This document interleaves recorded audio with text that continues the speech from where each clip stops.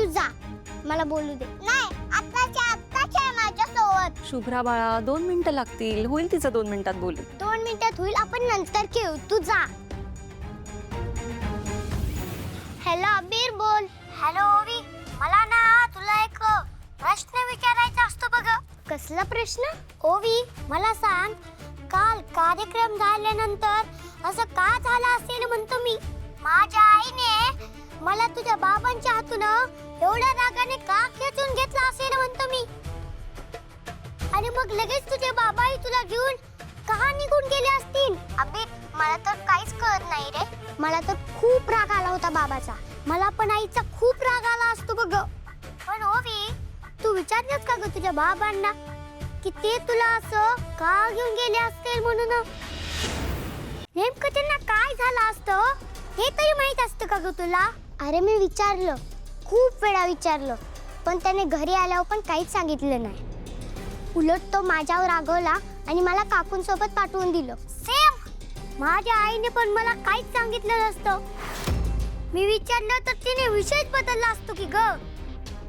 आणि रडत रडत रूम मध्ये जाऊन बसले असते. मी किती दार वाजवलं तरी तिने दार खोललं नसतं बघ. होय, तुला काय वाटतंय ग, असं का झालं असेल. मला पण माहित नाही. मला त्या दोघांना काल भेटवायचं होतं. होय, आपल्याला वाटत होतं की त्या दोघांची भेट करून द्यावी म्हणून. पण मला तर वाटतंय ते दोघे जण एकमेकांना आधीपासून ओळखत असतात पण तुम्ही. बरोबर, मला पण तसंच वाटतंय.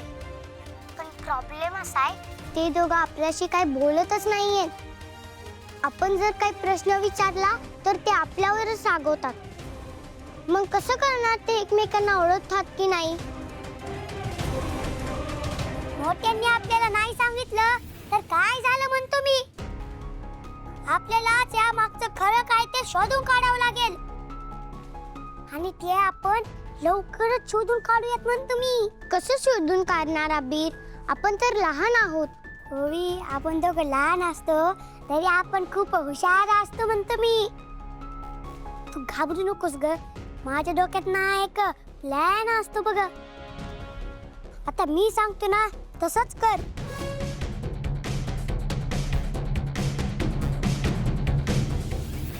वा अबीर, कसला हुशार आहेस तू. तू तर एकदम सुपर आयडिया दिलीस. असंच करूया आपण. चल ठेवते फोन, बाय. आणि हो ओवी, प्लॅन विसरायचा नाही या. नाही विसरणार. All the best. All the best ओवी.